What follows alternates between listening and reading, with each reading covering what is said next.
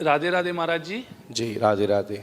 हम लोग जो राधा अष्टमी का उपवास करते हैं व शिवरात्रि में जो उपवास करते हैं, तो हम लोग उपवास किस लिए करते हैं? भगवान का उस दिन शादी होता है, बा जन्म होता है, तो खुशी होना चाहिए, तो खाएं पिए मस्ती करें, तो उपवास क्यों करते हैं?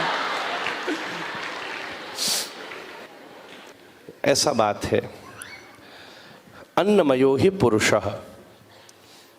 विशेष रूप से अन्न का मन के ऊपर सबसे ज्यादा प्रभाव होता है।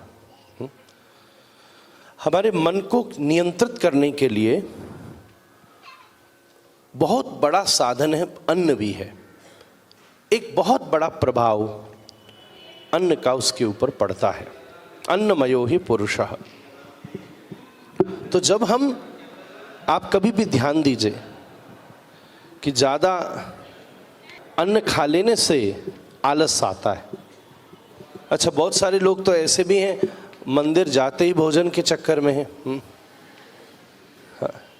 और उसी वजह से शायद उनका संबंध भी हो गया।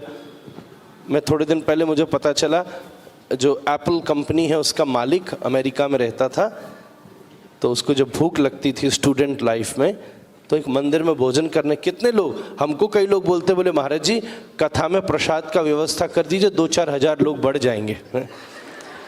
होता ही है, भोजन कहीं से समाप्त हो जाए तो आदमी थोड़ा ऐसा होता है। तो भोजन का और मन का बहुत गहरा संबंध है। तो जब हम उपवास रखते हैं तो वो हमारे मन को केंद्रित करने का प्रयास करता है। हमको मन लगाना नहीं है, मन को मारना है। नमन, नमन का मतलब क्या होता है? नमन। उसमें सबसे पहला प्रयास है कि हम अपने आहार को पवित्र करें।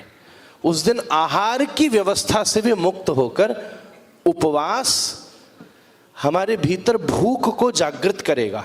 और वो भूख का मन में क्या विचार आएगा कि जब ठाकुर जी का अभिषेक हो जाएगा तब हमको प्रसाद मिलेगा। तो वो जो क्षुधा है, आप साइकोलॉजिकल डिफरेंस देखिएगा अपने भीतर, वो जो क्षुधा है वो बार बार आपको ठाकुर जी की तरफ आकर्षित करेगी कि उत्सव होगा। अच्छा, राधा रानी का अभिषेक, ओ रात में जन्माष्टमी ठाकुर जी का अभिषेक हो जाए, अभिषेक हो जाए फिर प्रसाद मिलेगा, अभिषेक हो जाए फिर प्रसाद मिलेगा, अभिषेक हो जाए। तो बार बार आपका जो व्रत है वो आपको भगवान का चिंतन कराएगा। ये तो एक आज के आधुनिक युग में केवल समझने की बात है, परंतु हमारे प्राचीन काल से उपवास की बहुत बड़ी महिमा गाई गई है। और शास्त्रों में एकादशी से बढ़िया उपवास दूसरा नहीं, सबसे सर्वश्रेष्ठ। जन्माष्टमी आदि उत्सवों में हमारे आचार्यों ने विशेष रूप से हमारा अन्न हमारा प्राण है।